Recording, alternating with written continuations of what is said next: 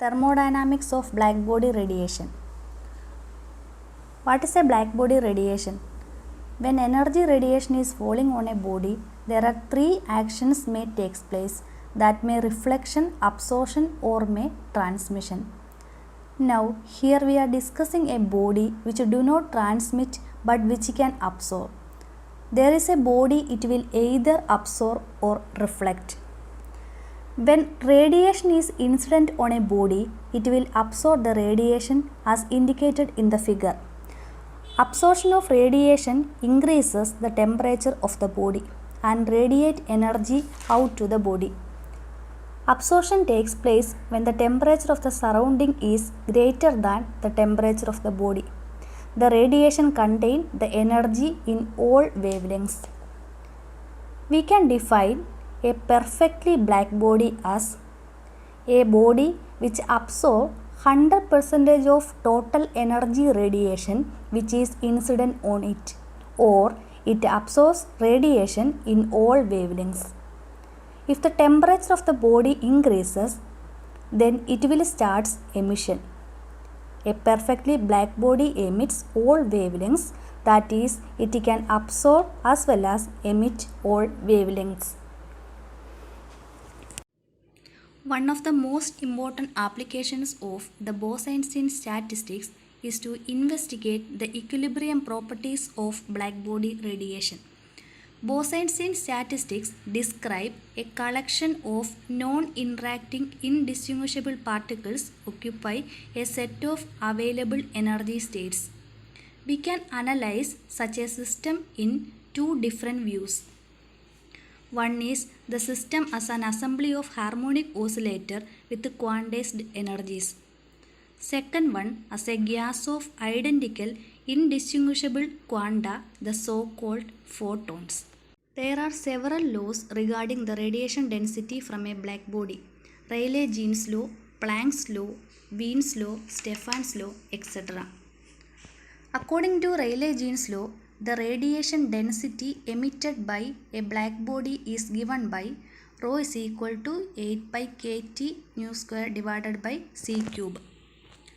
That is, there is a continuous increase in radiated energy with increase in frequency.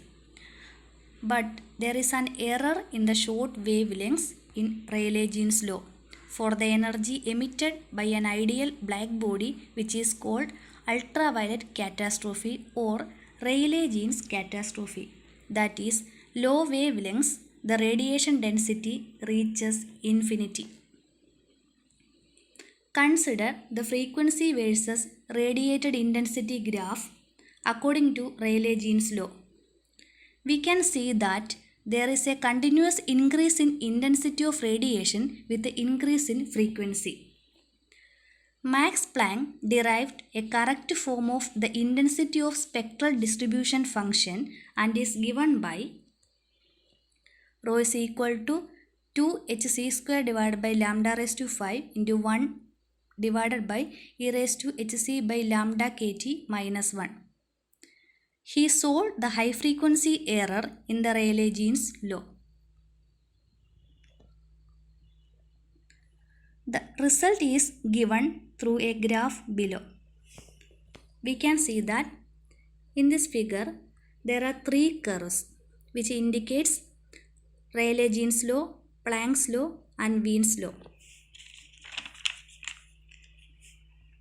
And also we can see that the Planck's formula reduces to classical approximation of Rayleigh-Jean's law for long wavelengths, while for short wavelengths it reduces to Wien's formula. Wien's law or Wien's displacement law tells us that objects of different temperatures emit spectra that peaks at different wavelengths. Hotter objects emit radiations of shorter wavelength and hence they appear blue. Similarly, cooler objects emit radiations of longer wavelength and hence they appear reddish. The energy radiated per unit area per second is called emittance. Radiation contains many types of wavelengths and combination of wavelengths. So the total energy is distributed in all the wavelengths. Some wavelengths have got more portion of the energy, others have the less portion of the energy. So we make a graph. Here the wavelength is plotted in the x-axis and energy density in the y-axis. There is one particular wavelength which have maximum energy at 3500 Kelvin. Then the temperature of the black body is raised to 4000 Kelvin and make the graph. Analyze the energy values in different wavelengths at 4000 Kelvin. There is a particular wavelength which has got maximum energy. Again we raise the temperature to 4500 Kelvin. We get a particular value of wavelength which have maximum energy. So we can see that energy is distributed in the radiation of different wavelengths. This is energy distribution. That is, when there is an emittance of energy, the energy is distributed into various wavelengths. By analyzing the distribution, Wiens made a law. He says that this peak is being displaced with the rise of temperature. So he made a law explaining the displacement of the peak represents the wavelength which has got the maximum energy. This is called Wiens displacement law. The mathematical representation of this law is given by the peak value of lambda equal to B by T, where T is the absolute temperature in Kelvin. Another law, which is called Stefan-Boltzmann law, describes the power radiated from a black body in terms of temperature. Specifically, Stefan-Boltzmann law states that the total energy radiated per unit surface area of a black body across all wavelengths per unit time is directly proportional to the fourth power of the black body's temperature.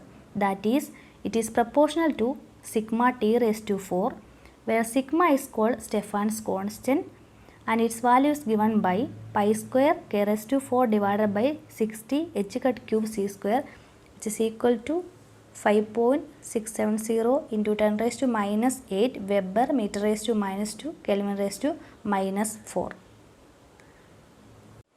According to the thermodynamic consideration, the pressure of the radiation is equal to the 1/3 of its energy density.